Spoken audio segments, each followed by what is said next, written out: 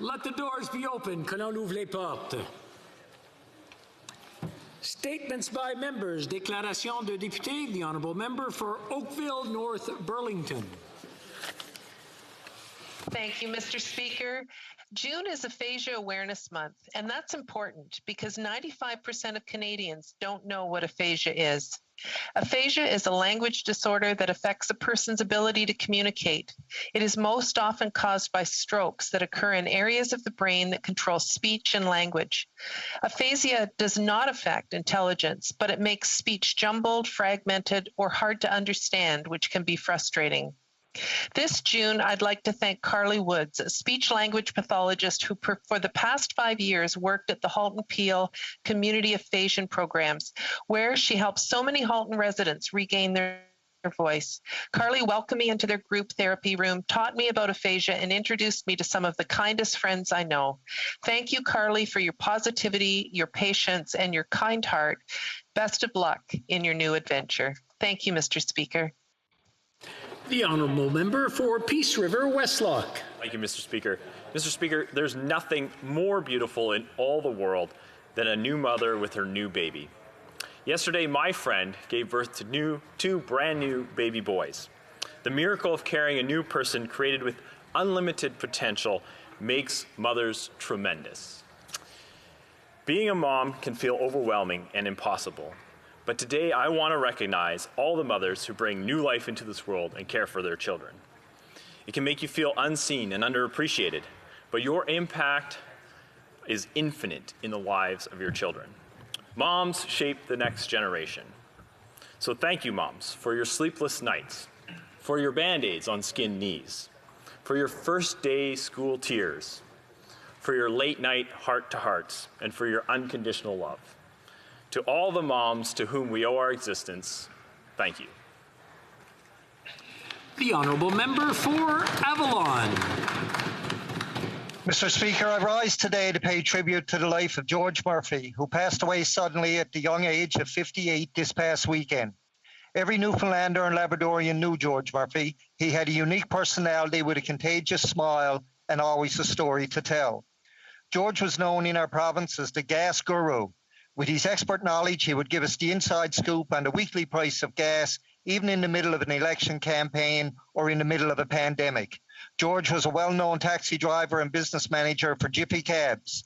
His personality and passion for our province brought him to the House of Assembly as the MHA for St. John's East from 2011 to 2015. And in the recent provincial election, he ran in his home district of Harbour Main for the Liberal Party of Newfoundland and Labrador. George will be remembered as a loving husband to his wife Joy, a wonderful father and grandfather. He was generous, a passionate man, and above all else, a gentle soul. George, you were taken from us way too soon. Your legacy will live on. Rest easy, my friend. L'Honourable Député. The Honourable Member for Shefford. Mr. Speaker, sometimes you hear a story of solidarity that moves you to the core. In the middle of pruning season at the new Domaine Giroir vineyard, a 14-year-old boy named Yuan had a serious longboard accident that left him on the side of the road with a serious head injury. His friend Kayla, who was going to meet him, found him and ran a kilometer to get help. He was then taken to the hospital center in Fleurimont, where doctors said they feared he wouldn't make it. His parents, José and Martin, the owners of the vineyard, have been at his side ever since. Michel Robert, the owner of the Côte Rougemont vineyard, heard about the tragic accident and asked for emergency help from the region's wine growers. They answered the call and looked after the parents' vineyards while they were at their son's bedside. The winemakers, through this act of solidarity, saved the season for the new vineyard. They probably ensured the survival of this entrepreneurial couple's business. But above all, we should thank Kayla, Yuan's friend, who by running for help, saved his life. Honourable Député de... The Honourable Member for Glengarry Prescott Russell. Mr. Speaker, like all Canadians, I was shocked, outraged, and horrified by the attack in London, Ontario. A few years ago, 3 generations of a single family paid the price for hatred and intolerance. This is an unacceptable act that affects not only Muslim Canadians, but all of us in this country. We need to say that what happened in London, Ontario is nothing short of a terrorist act. motivated by ignorance and hate. Islamophobia and racism have no place in our society. I think it's important to say that loud and clear. We have a duty to act and to intervene when we witness Islamophobic actions in our society. Because acting as though we don't see this really is the same as sanctioning the act. On behalf of myself and all the citizens of Glengarry Prescott Russell, I want to present my sincere condolences to the family. The Honourable Member for Desnatay, Mississippi, Churchill River. Mr. Speaker, it was 2:37 a.m. on Sunday that I received a message that the Meadow Lake Arena was on fire. I still remember when the arena was first built. I was 12 years old, and when I skated out onto that ice, it felt like I was in the middle of Maple Leaf Gardens. The arena wasn't just about hockey, though. It has been home to many other community events throughout the years, like trade shows, fairs, indoor rodeos, figure skating carnivals, curling playdowns, and the Lions Club fundraising bingos. But let me tell you, Mr. Speaker, there was nothing that brought that place to life like playoff hockey. The heartbeat of our community, the arena is home to memories for thousands of people across Canada, including NHL players and Stanley Cup champions. While those memories will remain, jerseys representing the pinnacle of careers which hung from the rafters and all the championship banners on the east wall are now gone. But Mr. Speaker, I know that our community and the region will come together, and one day soon we will be back in that arena cheering for our Broncos. Thank you, Mr. Speaker. The Honourable Member for Thunder Bay, Rainy River.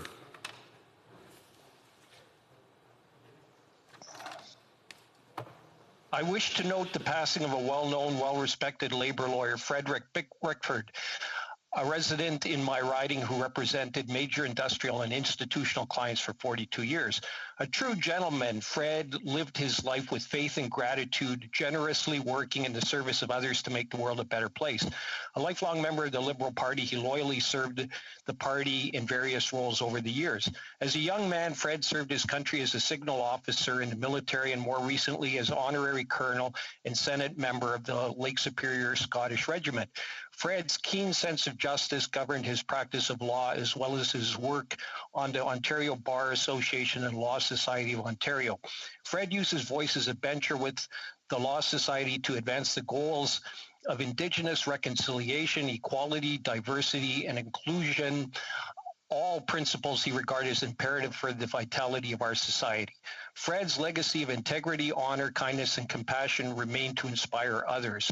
Our thoughts are with his beloved wife, Cheryl, his loving sister, Joanne, and his three cherished children, Sean, Leanne, and Robert, and their families. Thank you, Mr. Speaker.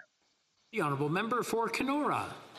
Mr. Speaker, as the economy reopens, our focus must be on securing the future and supporting the families who have been impacted by the pandemic. It is vital that we have a strong recovery in all sectors and all regions of the country. That means targeted stimulus to the hardest hit sectors and supporting the development of natural resources across Northern Ontario. Recently, the First Nations of Cat Lake, KI, Slate Falls, and Lac Seul have created a historic mining partnership with the Sioux Lookout Friendship Accord and 9 regional companies to create a centre of excellence. The centre will provide training and jobs and increase First Nations participation in mining projects. This partnership shows the importance of the mining sector to our economy and to the well-being of families across the Kenora riding. Mr. Speaker, I say congratulations to all involved for reaching this milestone, and rest assured that Canada's Conservatives will continue to support our innovative and world-leading mining sector. The Honourable Member for Etobicoke North. Mr. Speaker, I rise today to recognize and say thank you for a very special morning that I spent with the children and teachers of the Toronto West Seventh-day Adventist Church, a touchstone in our Etobicoke North community. Teachers Ms. Stacy and Ms. Susan had carefully taught the children about community service and government, and Keenan, Naomi, Kevin, and Quincy beautifully presented their questions. They wanted to know how to become a member of Parliament, what they would need to study, and how to run in an election and what was rewarding and hard about community service. The children are smart, caring, empathetic, and they have big dreams. Naomi wants to be a scientist, and they are brave and wanted their voice heard in Parliament. Today, I thank the wonderful children and tremendous service of the Toronto West Seventh-day Adventist Church, which has provided healing, hope, and peace throughout the pandemic. The Honourable Member for Calgary-Midnapore. Mr. Speaker, we found out this week that NAV Canada distributed $7 million in executive compensation with taxpayer funds. This was after 700 workers lost their jobs and airline fees were hiked 30%. I received numerous messages over the last year from NAV Canada employees who told me of the fear of losing their job. This government is incapable of understanding what it is like for middle-class Canadians to earn a decent living without relying on a huge payout on the backs of taxpayers. Last week, we found out that Air Canada doled out more than $10 million to executives with Canadians' money as a result of this government's incompetence to negotiate an agreement that excluded the distribution of executive bonuses. Citizens are exhausted of this government being tone deaf to the average Canadian. They spin and distract in an effort to cover up and deflect their deception and inability. The Liberals side with bigwigs, while Conservatives try to secure the future for working people who only want paychecks. Only a Conservative government can secure the future for Canadians. The Honourable Member for St. Albert, Edmonton. Speaker, taking a page from the Chinese Communist regime and its lack of transparency, this government, in defiance of Parliament, is refusing to turn over all documents relating to the shocking transfer of deadly pathogens from the Winnipeg lab to the infamous Wuhan Institute of Virology and the termination of 2 scientists linked to the Wuhan Institute. This is a major national security breach. The safety of Canadians have been compromised. Canadians deserve answers, answers that are being impeded by this government. For a Prime Minister who once famously said that sunshine is the best disinfectant, it's time to let the sun shine in. Stop the cover-up and turn over the documents.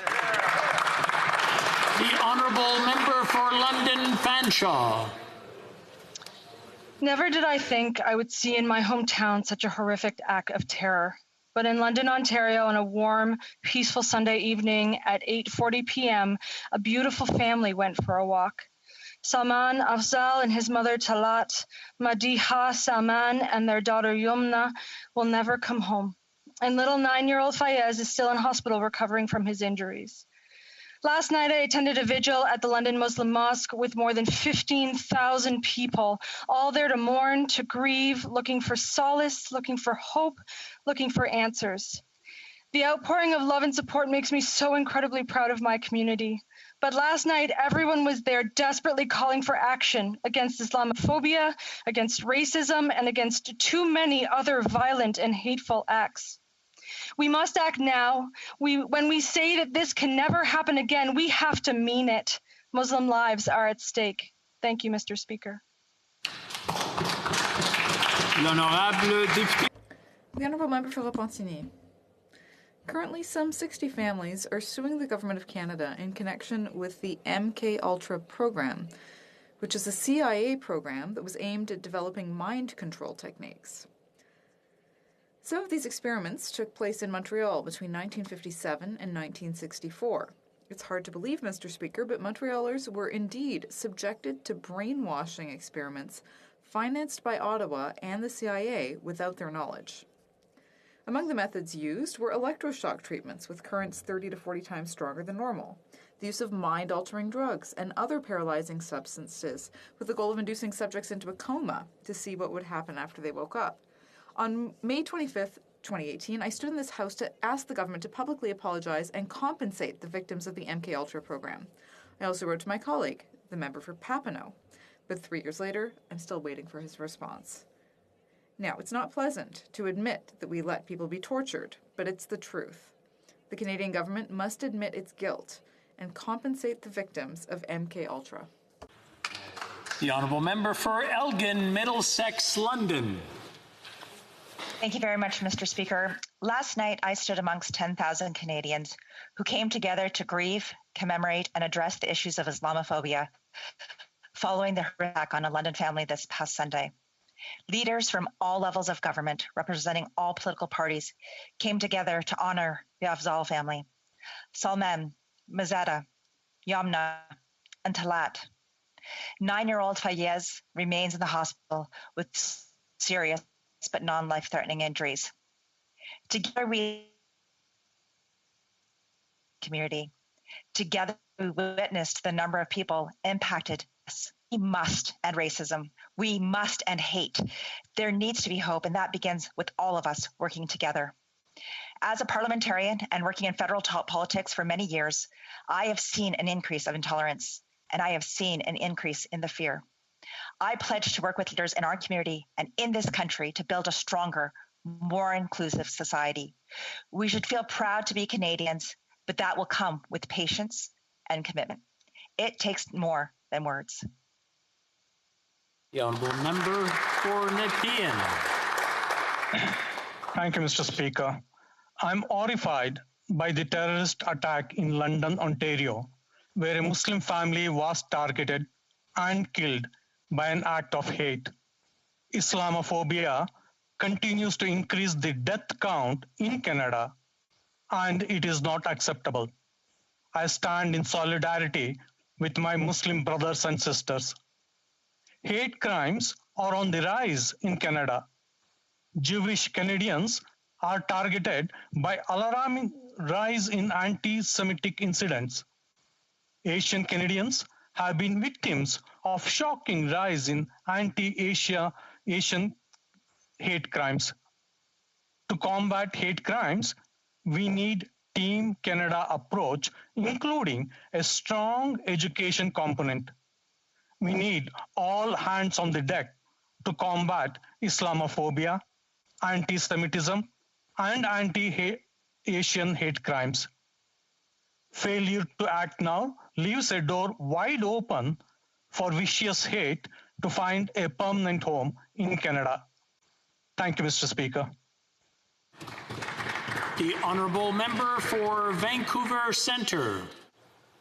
Mr. Speaker, today I honour the memory of Cornelia Oberlander, a renowned British Columbian landscape architect who passed away last month. At the age of 18, Cornelia and her family fled the Holocaust in Nazi Germany. She was one of the first women to study at Harvard's Graduate School of Design and continued to be a role model for women in a male-dominated field. She described her move to Canada in the 1950s as pivotal to her career. The freedom to create, the freedom to think differently was unlimited in this young country, she said. In Vancouver, she designed the log seating on Vancouver's beaches, accessible public spaces in Robson Square, the Vancouver Public Library's rooftop garden, and Van Dusen Gardens. Central to her work was the idea that everyone should have access to green and environmentally friendly designs. Cornelia was awarded Companion of the Order of Canada, but her legacy was the enrichment of urban space in Vancouver and other Canadian cities. Oral questions. Question orale. The honourable Leader of the Opposition. Mr. Speaker, for months, Conservatives have been trying to get to the bottom of why 2 scientists were marched out of our top secret lab in Winnipeg. The Liberals first claimed it was a personnel issue. Now they're saying it's a national security issue, and they're hiding that under a mountain of black ink. Why is this Prime Minister so determined once again to hide the truth from Canadians? Honourable Prime Minister. Speaker, that's simply not the truth. We are committed to sharing information in a way that will not compromise national security. The National Security and Intelligence Committee of Parliamentarians is the best forum for that. That's why the Minister of Health has written to NSI COP to request that they examine the issue, and unredacted documents have already been shared with parliamentarians through that committee. This process allows officials to share information with parliamentarians while, of course, protecting national security. Honourable Leader of the Opposition. Mr. Speaker, the Prime Minister has already violated our national security. In 2018, the U.S. Embassy sent experts to the biosecurity lab in Wuhan, and they found the lab to be insufficient in terms of security protocols. This was the same lab that this government was approving to transfer dangerous Ebola samples to. Again, I'll ask the Prime Minister, why are they covering up information about scientists, about policies between our top secret Winnipeg lab and the Wuhan Institute of Virology? Right, Honourable Prime Minister. Speaker, once again, we have made sure that unredacted documents are available to parliamentarians through the National Security and Intelligence Committee of Parliamentarians, where the appropriate clearances are there so that parliamentarians can look into all matters of national security. We created that committee exactly for this purpose. Furthermore, espionage and foreign interference pose real threats to Canadian research security, which is why in March we announced further steps to integrate national security considerations into the evaluation of federally funded research partnerships. Honourable Leader of the Opposition. Mr. Speaker, media reports have confirmed that a database of 22,000 virus strains at the Wuhan lab was taken offline in September 2019. This database likely included the Winnipeg virus samples sent to Wuhan. Senior Canadian scientists warned against this transfer, Mr. Speaker. Media reports also showed that the Privy Council was involved immediately as soon as there were questions about the scientists that were fired. So many questions, Mr. Speaker, in Canada and globally. Will the Prime Minister acknowledge that there was a security breach at our top secret Winnipeg laboratory? Right, Honourable Prime Minister. Mr. Speaker, as a government, we have always taken extremely seriously threats to national security and taken the appropriate measures in partnership with our national security agencies and intelligence officials. One of the things that we did as of 2015, which the previous Conservative government refused to do, was bring in a mechanism so that parliamentarians could look at and examine top secret documents in a way that aligns with what our allies always did. The Conservatives consistently voted against oversight of national security. We made it more transparent, and as I've said, we have shared unredacted documents with parliamentarians through the NSICOP committee. Honourable Leader of the Opposition. Mr. Speaker, this Prime Minister saying aligned with his allies in 2015? After the 2015 election, this Prime Minister reversed a decision on the ONET communications sale that was blocked to a Chinese enterprise for security grounds. This Prime Minister reversed it. At the same time, he was doing cash for access fundraisers with people connected to Beijing leadership. At the time, he was advancing a free trade agreement. He's the only Five Eyes ally that is still considering Huawei as part of our 5G infrastructure. When will this Prime Minister start to realize that Beijing is not a dictatorship he should admire? Right, Honourable Prime Minister.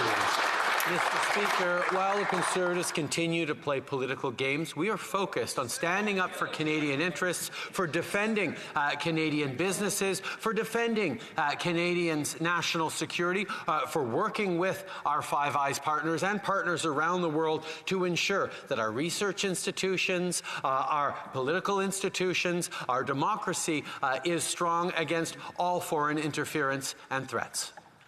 The Honourable Leader of the Opposition. Mr. Speaker, for months the Conservatives have been attempting to ask why 2 scientists were fired at the Winnipeg labs. The Liberals say, initially they said it was a personnel matter. Now they're saying it's a national security matter. 2 contradictory messages that are very different from one another. Why is the Prime Minister hiding the truth from Canadians? The Right Honourable Prime Minister.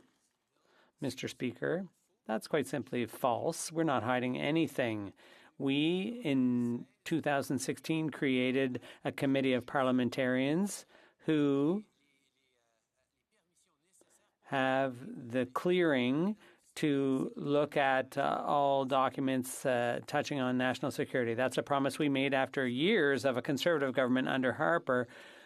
which was blocking all national security questions. So we created a committee that allows parliamentarians to look at very sensitive questions, and we provided unredacted copies of all the documents to them. The Honourable Member for Belleuil-Chambly. Mr. Speaker, in a press scrum yesterday, the Prime Minister answered some questions that are worrisome. There should be some clarification or correction in order. Can the Prime Minister explain what really makes no sense? What is the connection between a protective mask and Quebec's secularism? The Right Honourable Prime Minister. Mr. Speaker, when it comes to Quebec's secularism law, Quebecers are defending their rights before the courts, and we are monitoring the situation closely. Clearly, my position and my government's position has always been very clear. The Honourable Member for Belleuil-Chambly. Well, what's clear is that when Quebecers want to challenge Bill 21, they are getting financed to do that. I'd like to quote the Prime Minister. He says, I wouldn't be surprised if in the weeks and months to come there was more thinking to be done about the purpose and importance of Bill 21, in part because for the last year we've been spending a lot of time with masks covering our faces, and also because there's a real concern about the rise in intolerance and Islamophobia.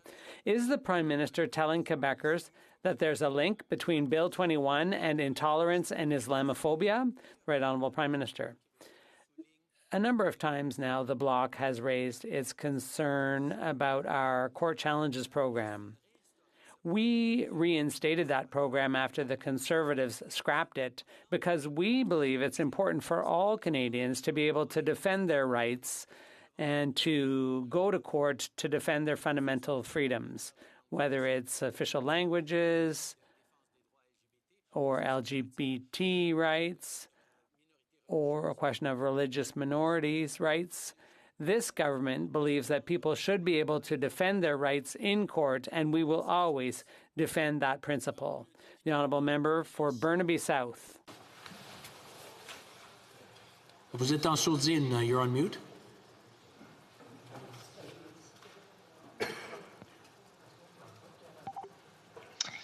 La découverte.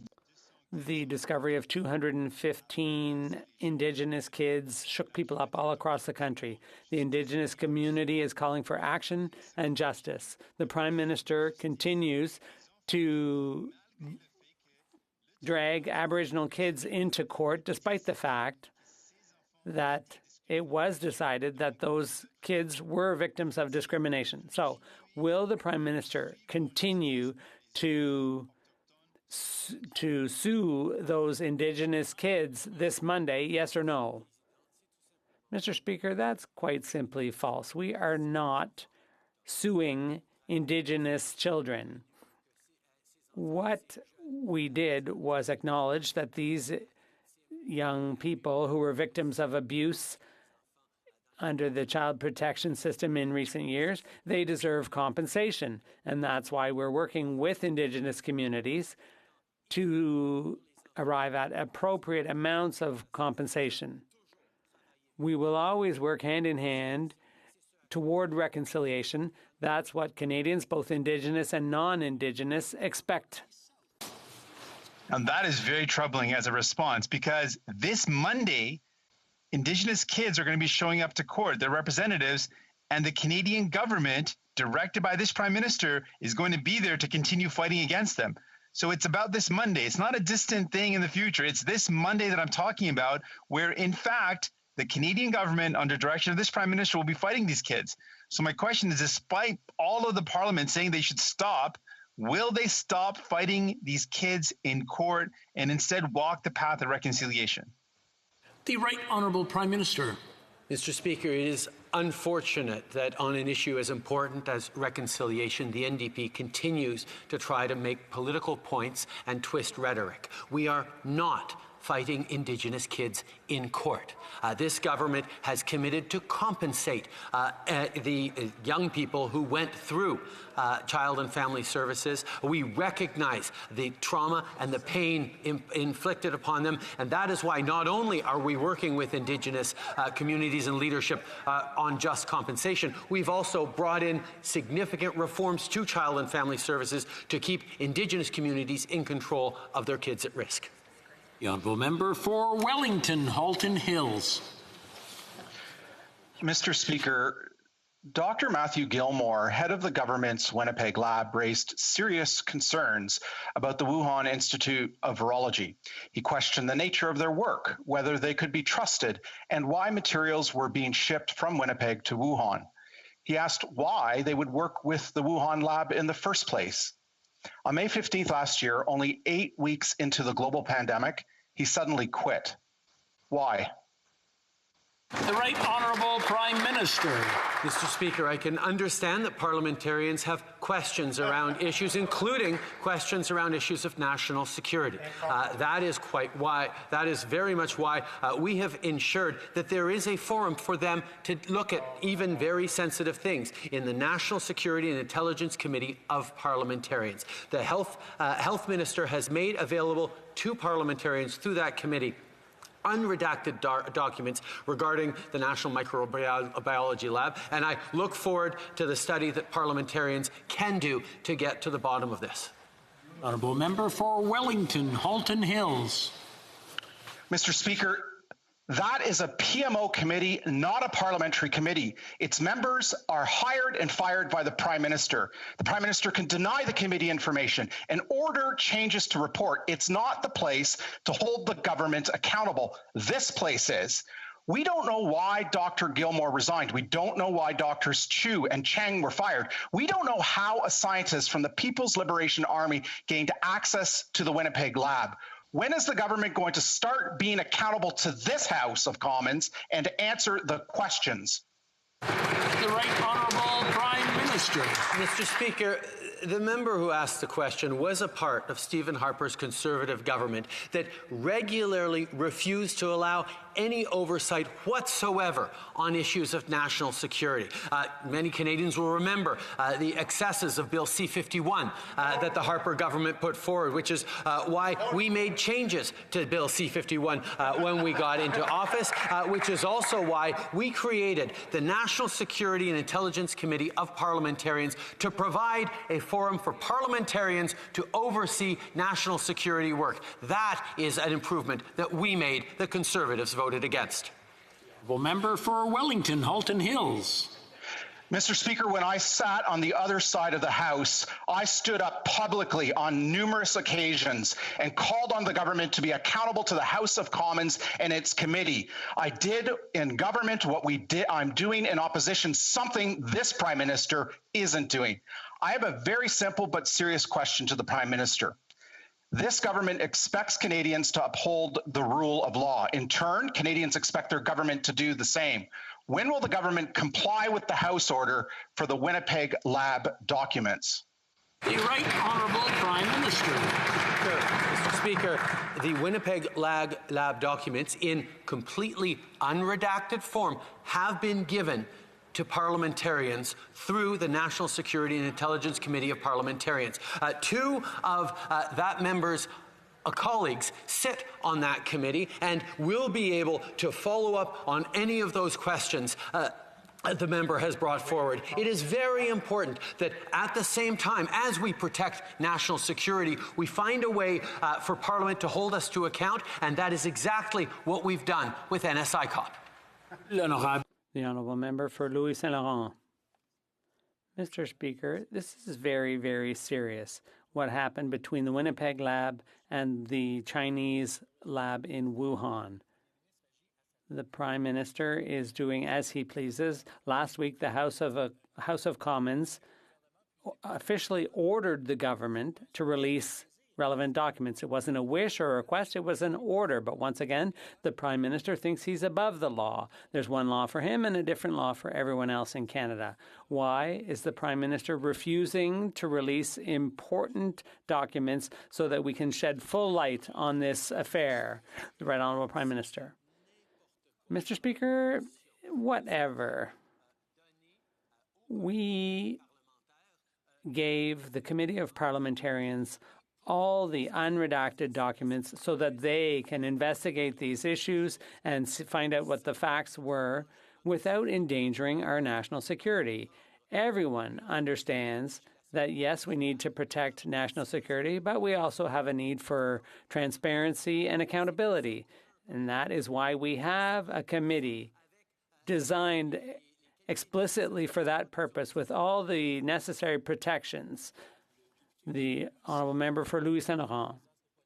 Mr. Speaker, it's not whatever an order from the House of Commons, and it's not whatever what happened in Winnipeg and Wuhan. That's why we need to get to the bottom of this. The Prime Minister is talking about his committee of parliamentarians, but that committee belongs to him. It's fully under his control. He decides whether anything is released.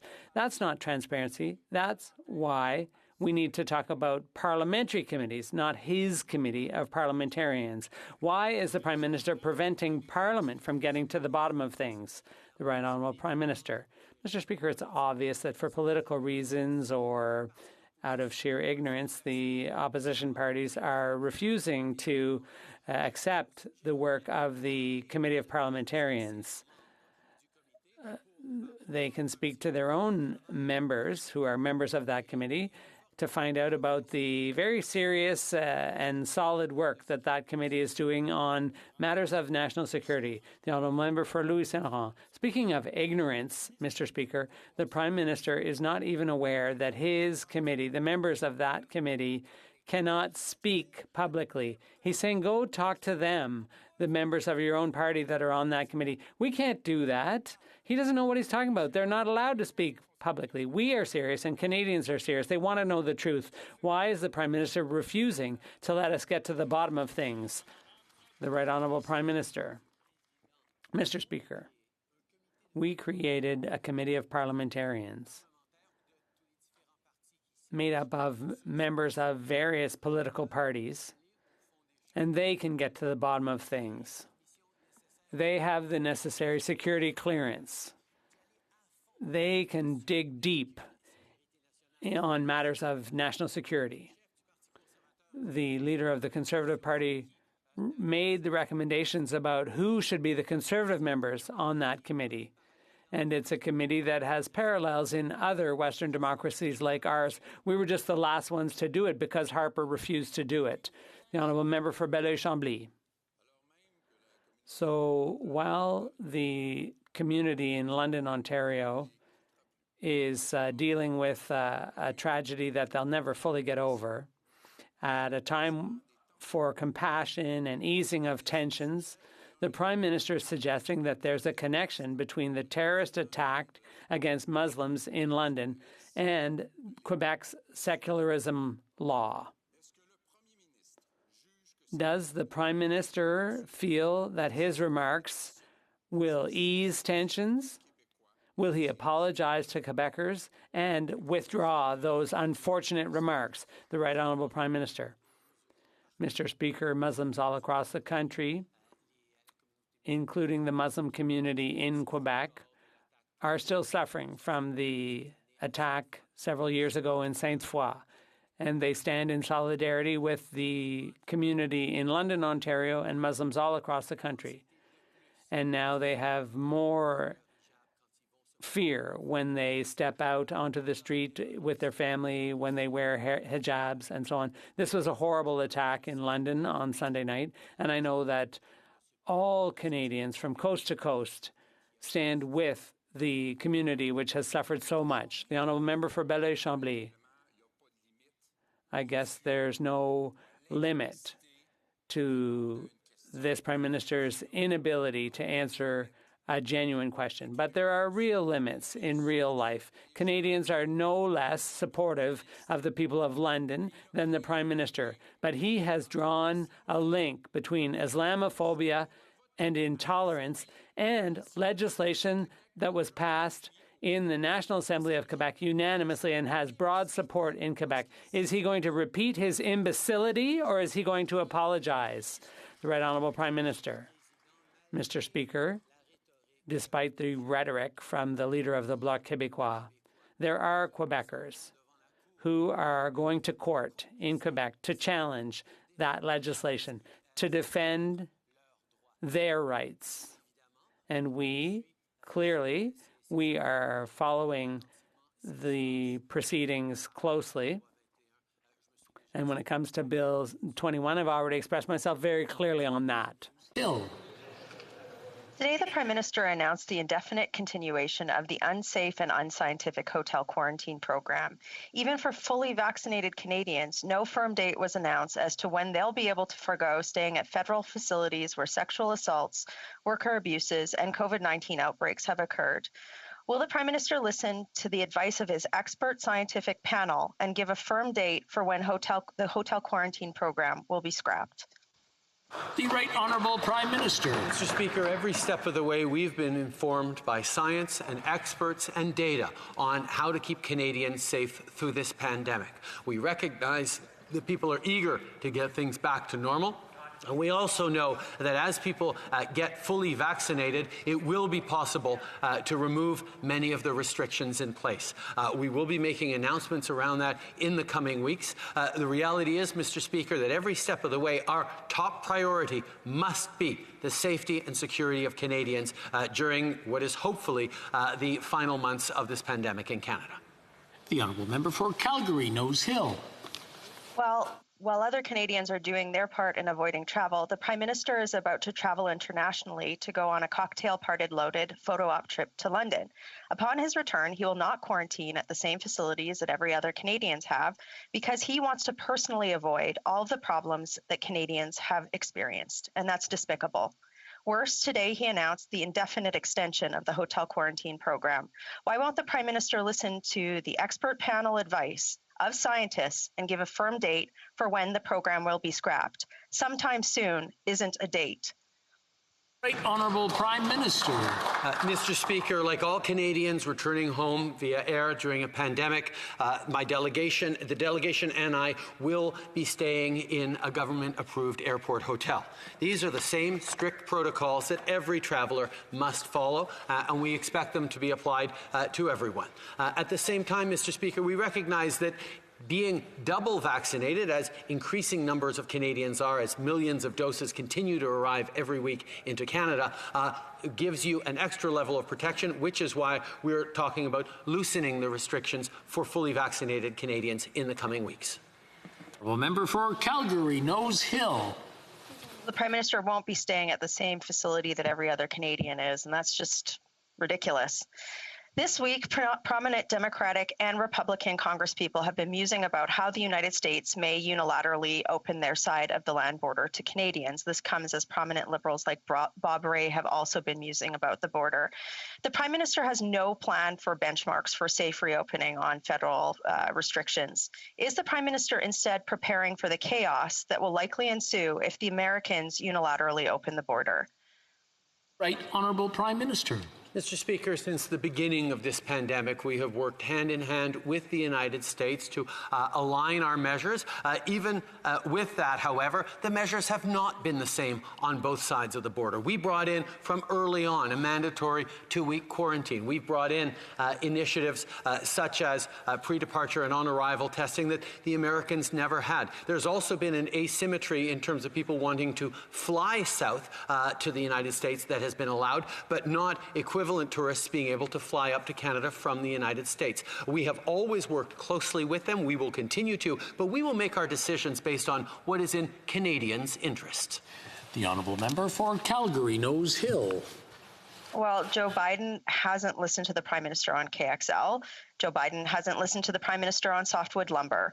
Joe Biden didn't listen to the Prime Minister on Line 5. There's no indication that Joe Biden has been given any reason by this government to listen to the Prime Minister on the border. And I mean, this isn't a slight on the Americans. The Prime Minister's approach to foreign relations has been weak, incoherent, and patronizing at best. Given today's rambling, shambolic, incoherent press conference on federal border restrictions, how likely is it that the Americans are now going to unilaterally reopen the border? Right Honourable Prime Minister. Mr. Speaker, you will understand me, Mr. Speaker, if I take no lessons from the Conservative Party of Canada on managing Canada-U.S. relations. Over the past very difficult 4 years, we were able to renegotiate NAFTA in a way that protected supply management, that strengthened our economy, that demonstrated defense of our cultural industries. We stood up for steel producers, for steel workers, for aluminum workers.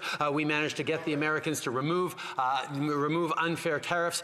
We've continued to stand up for Canadian interests, and we will continue to, particularly with someone who is significantly more aligned with Canadians now in the White House. The Honourable Member for London Fanshawe. Family going for a walk was killed in a terrorist attack. They were murdered because of their faith, because they were Muslim. Last night, London came together, over 15,000 strong, grieved and condemned this hateful act. But they want action. Words of condolences will not stop something like this from happening again. If we do not act, Canadian Muslims will continue to be unsafe. What will the Prime Minister do to address online hate and Islamophobia? Will he commit to holding a national action summit on Islamophobia? When will we see real action? The Right Honourable Prime Minister. Mr. Speaker, we were all heartbroken by the terrorist attack that unfolded Sunday in London. An attacker murdered a Muslim family going out for an evening walk just because of their faith. To the Muslim community in Canada and to Muslims across Canada, in London and Muslims across Canada, know that we stand with you. Islamophobia has no place in any of our communities. This hate is insidious and despicable, and it must stop. This government has taken many steps, but we know there is more to do. We will work hand in hand with the Muslim community and indeed with all Canadians who stand against this violence. The Honourable Member for Windsor West. We have to stop pretending that Canada is a country without Islamophobia. We have serious structural problems that we've seen in Quebec City, Toronto, and London. It is deadly. We have needed actions for a long time to confront it head on. In 2019, a delegation from Windsor's Muslim community appeared at the Justice Committee on Islamophobia with strategies to combat it.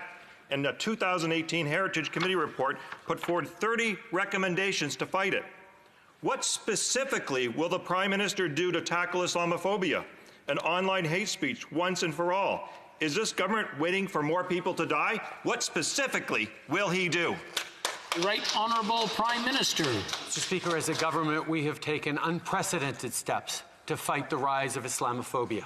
We have a responsibility to combat and condemn hatred in its strongest forms, which is why we declare January 29th as a National Day of Remembrance of the Quebec City mosque attack and action against Islamophobia, as well as committing an additional $50 million to anti-racism initiatives through FES 2020 and proposed $2 million through this year's budget to not-for-profit organizations such as places of worship, schools and community centres to ensure their safety. We have and we will continue to stand in action with the Muslim community to ensure that all are protected. The Honourable Member for London West. Thank you, Mr. Speaker. My community in London West is reeling from the vicious hate crime that took place on Sunday evening. 4 members of a local Muslim family are dead because of an act of terrorism. A child is in hospital. All Canadians, all Muslims, deserve to feel safe and secure in their own community, and heinous acts like this leave many feeling unsafe. We know this is not the Canada we want. Can the Prime Minister inform us of the steps being taken to combat hate crimes in Canada to ensure all Canadians can feel safe and secure in their own communities? The Right Honourable Prime Minister. Mr. Speaker, I'd like to thank the member for London West for her unwavering advocacy against hatred and discrimination. What happened in London, this act of terrorism, shows us that Islamophobia is a serious issue and it has no place in Canada or around the world. whether through the Security Infrastructure Program, by cracking down on online extremism, or by dismantling far-right hate groups. We will continue doing everything we can to fight violence in every form. We grieve with Muslim communities across Canada and stand with them in solidarity during this difficult time. The Honourable Member for Charlebourg-Saint-Charles. Mr. Speaker, just before he goes on his trip to the UK, the Prime Minister decided to stop making hotel quarantine mandatory for those with 2 doses who come to Canada as of July. The Conservative Party has been asking for this for a month, and he has now realized the personal impact of these bad decisions. Will he admit that his hotel quarantine policy has caused more harm than anything else, and will he eliminate it now for everyone? The Right Honourable Prime Minister. Mr. Speaker, we have always taken the measures required to protect Canadians and the measure to ensure that somebody tests negative before they leave an approved accommodation by the government when they come into Canada by plane has worked in order to detect cases and to protect Canadians from bringing in variants of COVID-19. We know that we must continue to protect Canadians as a priority during this pandemic, but we also recognize that people who are fully vaccinated should be able to have more freedoms. The Honourable Member for Charlebourg-Saint-Charles. Mr. Speaker, mandatory quarantine in the hotels was a fiasco from start to finish. There were sexual assaults, a number of rooms had no locks on the doors, and for some travelers, the conditions were horrible. How many Canadians suffered needlessly because the Prime Minister did not take action, timely action during this health crisis? The Prime Minister has a second chance to admit that this is a terrible program.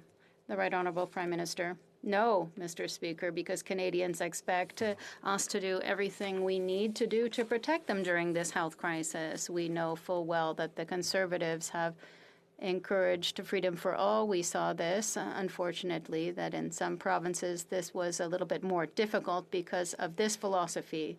As a government, however, we have always been there to put the safety of Canadians first. We will continue to take the measures required to keep people safe. The Honourable Member for Charlebourg-Saint-Charles.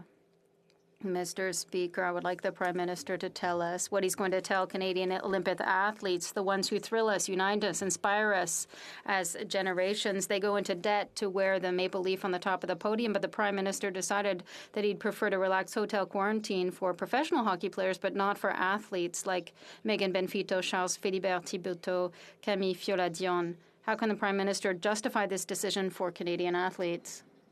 The Right Honourable Prime Minister. Mr. Speaker, we are working with teams, institutions, and sports organizations, both amateur and professional, in order to ensure that athletes are safe, that people are protected,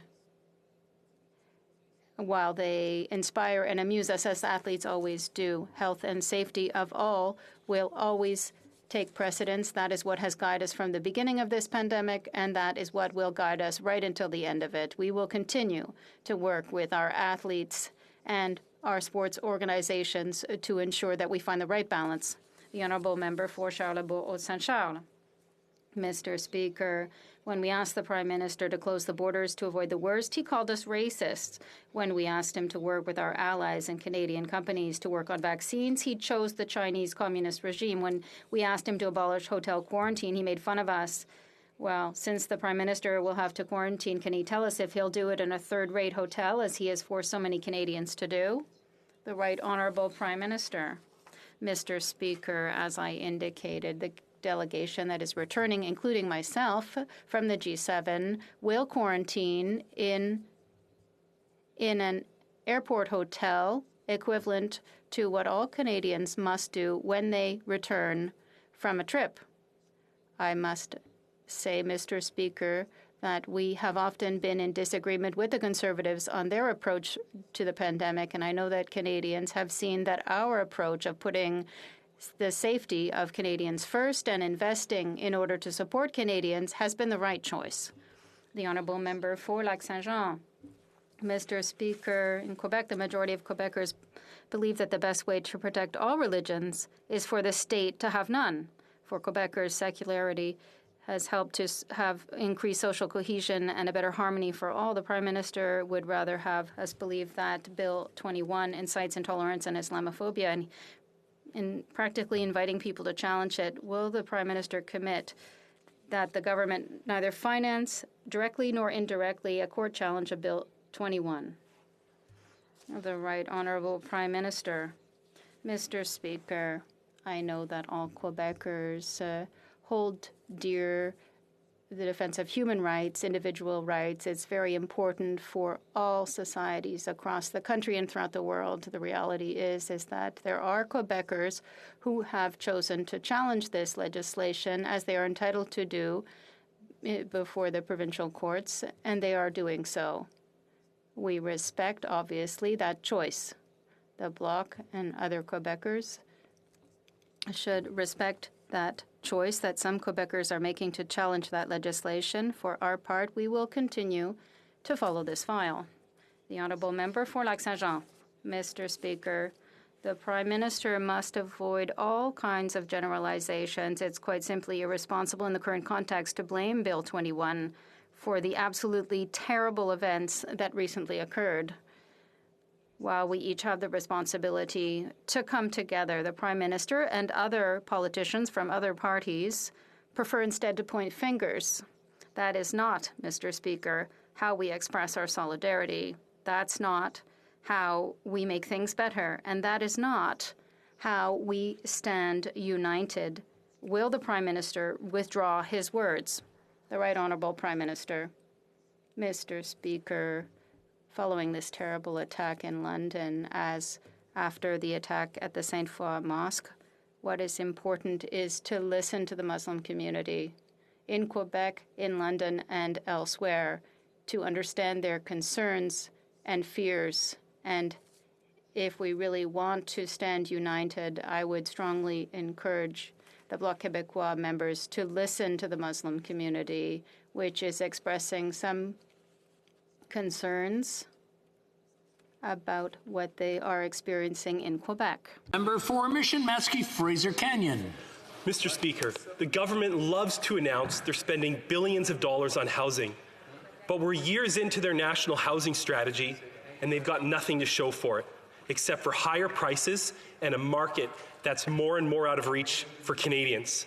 Can the Prime Minister please explain why he's intent on destroying the hopes and dreams of Canadians and new immigrants who just want to own a home? The Right Honourable Prime Minister. Mr. Speaker, once again, the Conservatives never let facts get in the way of a good political attack. The facts, Mr. Speaker, are that as new numbers show, the National Housing Strategy is helping over 200,000 families get the housing they need by building new homes, by repairing existing ones, and by helping with costs. Since 2015, our government has supported the creation of nearly 100,000 new units and repaired over 300,000 more across housing programs. But we're not stopping there, Mr. Speaker. Budget 2021, which the Conservatives voted against, includes funding for the construction, repair and support of 35,000 affordable housing units. The Honourable Member for Mission Matsky Fraser Canyon. Well, Mr. Speaker, I'll take no lessons from a Prime Minister who's squeezing out a generation from home ownership under his watch. The HUMA report, Indigenous Housing, the Direction of Home, was tabled on May 26. Will the government persist in a paternalistic, Ottawa knows best approach, or will the government commit to implementing and supporting a for Indigenous, by Indigenous approach to empower Indigenous Canadians with the autonomy to address their own unique housing needs? Honourable Prime Minister. Mr. Speaker, that is exactly what we have been doing for a number of years, working directly with Indigenous leadership and Indigenous communities on meeting specific housing needs. That is something that we recognize, we have long recognized, needed leadership from the federal government. Unfortunately, the Conservatives, when they were in government, refused any role for the federal government on housing. We have stepped up not just in working with Indigenous communities on housing, but working with provinces and municipalities to fix the challenges around housing. The Honourable Member for Mission Matsky Fraser Canyon. Well, Mr. Speaker, the least this House can do is give Indigenous Canadians a date when they can expect that FIBI process. Under this government, housing has never been less affordable. Both the Prime Minister and the Finance Minister acknowledge we have a housing supply crisis. Will the government take concrete action to secure Canada's future, support the Conservative motion, and address the housing supply challenges facing Canada right now? Right, Honourable Prime Minister. Mr. Speaker, it is a good thing that the Conservative Party is finally noticing that the federal government does have a role to play in housing. However, over the past number of years, we haven't waited for the Conservatives. We've moved forward ourselves, building new affordable units through programs like the Rapid Housing Initiative, expanding the first-time home buyers incentive, introducing Canada's first national tax on vacant property owned by non-resident non-Canadians, working to maintain the stability of the market, and making the largest public transit investment in Canadian history, and more. We will continue to work on housing, and we will continue to hope that the Conservatives will eventually support. The Honourable Member, l'Honourable Député. The Honourable Member for Dorval-Lachine-LaSalle.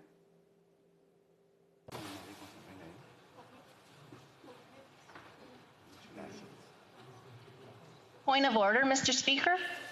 I believe it's Vimy. Okay, we'll change that to Vimy then. L'Honourable. The Honourable Member for Vimy. Mr. Speaker, affordable housing is a major concern for my constituents in Vimy, be you a young person who has moved to a new city to go to school, or a couple trying to start a family. It's essential to be able to find a safe, affordable place to live, to make your dreams come true. This is an important goal that we all need to work to achieve. Can the Prime Minister give us an update on the measures taken by the government to make housing affordable and accessible to all Canadians? The Right Honourable Prime Minister. Mr. Speaker, I want to thank the member for Vimy for her hard work and this important question. We introduced the very first national strategy on housing, a 10-year, $70 billion plan that will allow us to provide housing to hundreds of millions of thousands of Canadians and eliminate chronic homelessness. The budget of 2021 budget adds $2.5 billion so that Canadians can have the housing they need. We will continue to invest in affordable housing to ensure that it is a reality for all. Of the opposition. Mr. Speaker, Canadians watching question period today will see one thing. It's not answer period when it's the Prime Minister. The Winnipeg lab security breach could be the largest security breach in our history. And our questions: why did we send virus samples to Wuhan? Why was there access given to scientists with deep ties to the Chinese military? Why did the director of the Winnipeg lab resign shortly into the pandemic? There's a cover-up on all of these simple questions that Canadians deserve an answer to. The documents are not being shared with this House of Commons, defying an order. Did this government share those documents with the media or any outside sources? Honourable Prime Minister. Mr. Speaker, as I have said, questions of national security deserve a level of oversight, deserve parliamentarians to be able to scrutinize and ensure that every government is doing what they need to keep Canadians safe. That is why we created the National Security and Intelligence Committee of Parliamentarians, to allow parliamentarians from every party to weigh in on issues of national security with the appropriate security clearances. The Health Minister has made available to that committee unredacted documents, and we hope that they will go through those documents and answer the questions that they have. The Honourable Leader of the Opposition. Mr. Speaker, when two scientists were marched out and fired from our top secret virus lab in Winnipeg, the government first said it was a personnel issue. Then they said it was a national security issue. And today the Prime Minister read some remarks about foreign espionage in relation to our questions on the Winnipeg lab. So will the Prime Minister elaborate on his answer today? Will he confirm that the security breach at our Winnipeg lab was related to espionage from China? The Right Honourable Prime Minister. Mr. Speaker, I sat in opposition for many years, watching the Conservative government not answer any questions on national security under the guise of protection of Canadians and national security. That is why one of the commitments we made in the election of 2015 was to create an oversight body of parliamentarians that would have the clearances necessary to dig into national security questions so that parliamentarians could be reassured and assured that government was doing things right. We did that. We created the National Security and Intelligence Committee of Parliamentarians. The Honourable Leader of the Opposition. Mr. Speaker, if he keeps covering up the security breach with respect to the Winnipeg lab in the midst of the worst pandemic this globe has ever known, the Prime Minister will be sitting in the opposition benches once again, Mr. Speaker. I don't want to hear about a committee that is secret, that reports to him, that he controls, that does not report to this House of Commons. Canadians deserve answers on why there was the most massive security breach in our history at the lab in Winnipeg, so severe that the director of the lab resigned, Mr. Speaker, and he's covering up our questions. He mentioned espionage today. Will he acknowledge espionage was involved in the Winnipeg lab incident? The Right Honourable Prime Minister. Mr. Speaker, the member opposite well knows that it is important to have the national security of Canadians always top of mind as any government, but that we also need mechanisms whereby parliamentarians can scrutinize and oversee the work that our national security agencies do. That is why we created the National Security and Intelligence Committee of Parliamentarians to oversee our national security agencies that has access to all documents and to all things to be able to follow up and ensure that everything is being done right. Honourable Member for Brampton South. Mr. Speaker, in my community, diabetes affects 1 in 6 Bramptonian, and across the country, there are 11 million Canadians living with diabetes or pre-diabetes. They are at risk of serious complications like heart and kidney disease, blindness, amputation, and many others. And they have been hit hard by this pandemic. As Canada recognized the 100th anniversary of the discovery of insulin, can the Prime Minister tell us what the government is doing to help people living with diabetes? Thank you, Mr. Speaker. The Right Honourable Prime Minister. Mr. Speaker, I want to thank the member for Brampton South for her question and for her unwavering advocacy on behalf of Canadians living with diabetes.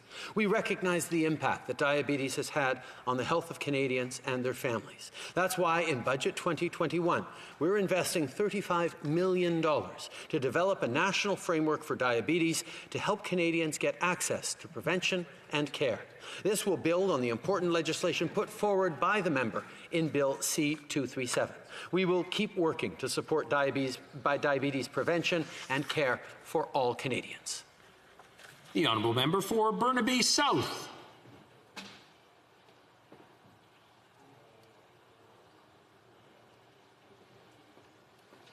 The Honourable Member for Burnaby South.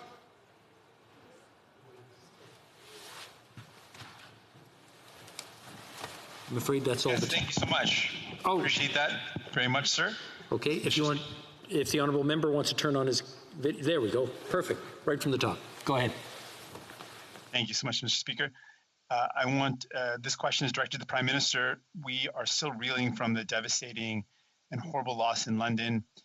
We know that hate-motivated crimes against Muslims in Canada have been perpetrated by people who've been radicalized by online hate. The attack in Quebec, the killing in Toronto, and now this horrible and heinous attack in London, again, is perpetrated by hate. We know that online hate is very powerful in radicalizing people. The Liberal government has promised to bring in legislation. We need that legislation. My question to the Prime Minister, where is the legislation to tackle online hate so we can protect the Muslim community?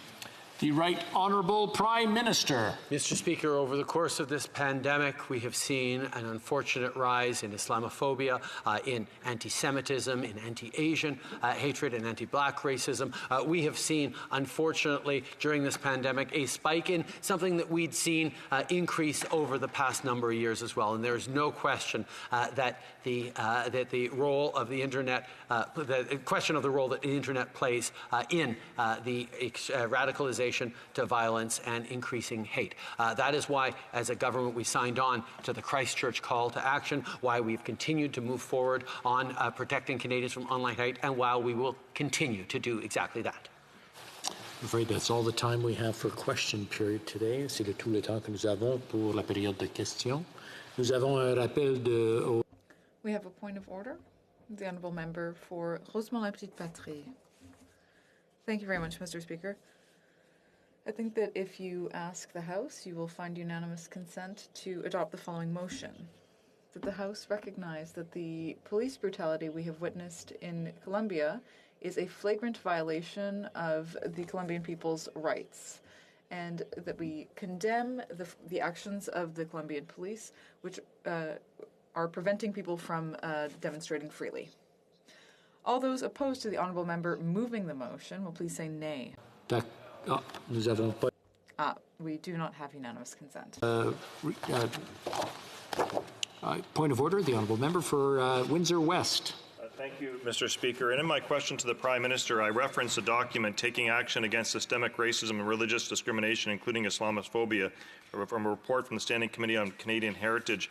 And I have both official copies of the recommendations, and if you ask it, I would hope there would be consent for me to retable these, given the events that have taken place over the last number of days. All those opposed to the honourable member moving the motion will please say nay. Okay, we have agreement. Oh, we don't have unanimous consent, I'm afraid. It being 3:14, pursuant to order made on Monday, January 25th, 2021, the House will now proceed to the taking of the deferred recorded division on the motion at second reading stage of Bill C-262, Private Members' Business. Convoquez les députés. Call in the members.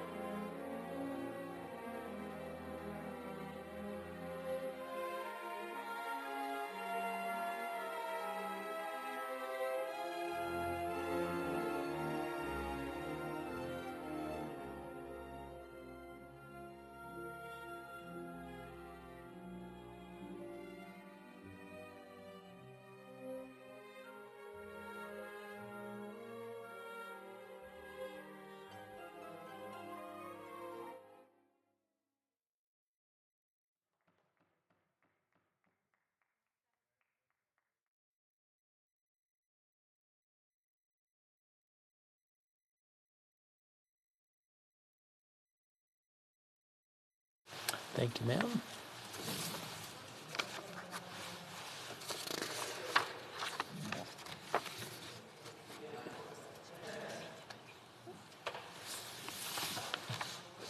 The question is the following one.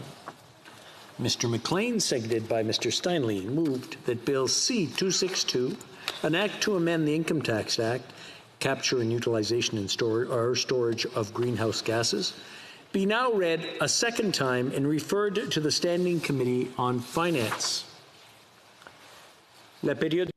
The 10-minute period for members voting electronically has started, and the House will now proceed to the vote. We will start with sponsor of the item. Mr. McLean. Well, thank you, Mr. Speaker. It's my pleasure today to lead the vote in supporting this bill, which does more to address reducing greenhouse gas emissions than anything this government has done in 6 years. I just want to remind the honourable members, and when called on to vote, it's yay or nay.